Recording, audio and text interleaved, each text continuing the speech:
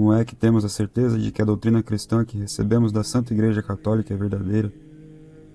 Responde: temos a certeza de que a doutrina cristã que recebemos da Igreja Católica é verdadeira, porque Jesus Cristo, autor divino desta doutrina, a confiou por meio dos seus apóstolos à Igreja, por ele fundada e constituída mestra infalível de todos os homens, prometendo-lhe a sua divina assistência até a consumação dos séculos. Jesus Cristo, verdadeiro Deus e verdadeiro homem, levou a cabo a nossa redenção com infinita generosidade, querendo que a sua obra, isto é, a participação na sua vida divina, fosse perene sobre a terra, querendo que, como os apóstolos e discípulos o tinham visto a ele mesmo, o tinham ouvido e tocado na carne que tinha tomado, todos os homens o vissem também, o ouvissem e tocassem num corpo vivo. Formou a Igreja em que ele mesmo vive e obra, e viverá e obrará, enquanto na terra viva o último filho de Adão, e não se tiver preenchido o número dos eleitos. Como formou Jesus Cristo a Igreja? Jesus Cristo preparou e formou a Igreja, chamando em torno de si um grupo de 12 homens que chamou de apóstolos ou enviados. Viveu com eles como um mestre no meio dos seus discípulos, mas ainda como um pai no meio de seus filhos. Eles eram pobres e Jesus Cristo compartilhou com eles as alegrias e dores da pobreza. Eram ignorantes, e Jesus Cristo pouco a pouco os foi tornando mestres na doutrina do seu reino. Depois disse-lhes: vós sereis minhas testemunhas em Jerusalém, na Judéia, na Samaria e até os confins da terra. Eu sou a luz do mundo. E vós sereis também luz do mundo. E eu vos ensinei a vós, e vós ensinareis a todos os povos.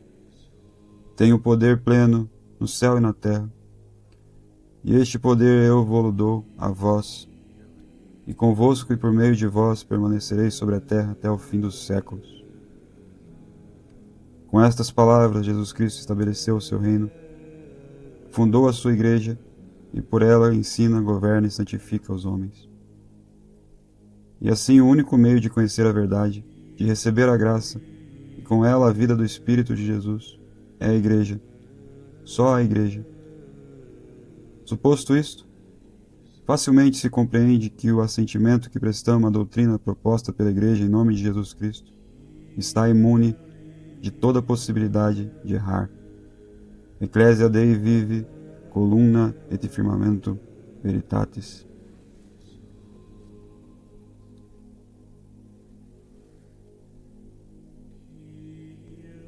Infalibilidade do magistério da Igreja.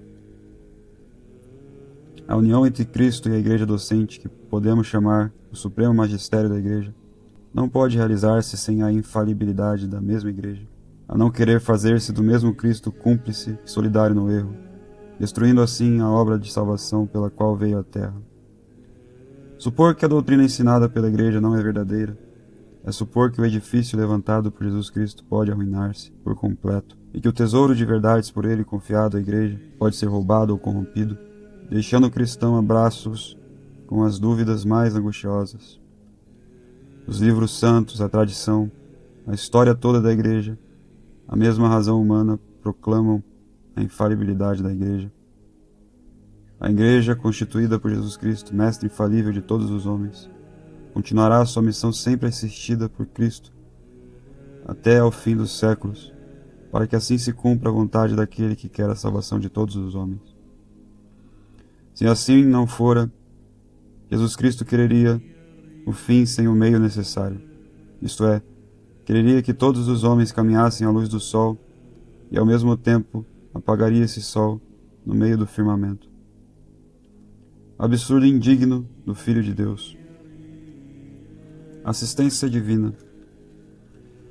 Jesus Cristo prometeu à Igreja a sua assistência, e ela permanecerá mais firme do que a montanha dos Alpes. A mística nau seguirá tranquila no meio das borrascas do mar, e fiel ao esposo celestial, guardará inalterado o seu evangelho.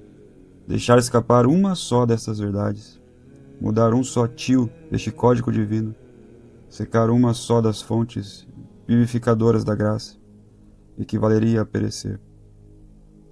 Para a Igreja, deixar uma só verdade, mudar uma só vírgula do código da sua moral, alterar um só dos seus sacramentos, seria apartar-se de Cristo, ser repudiada por Ele, cessar no emprego que lhe foi confiado de mestra e santificadora de todos os homens.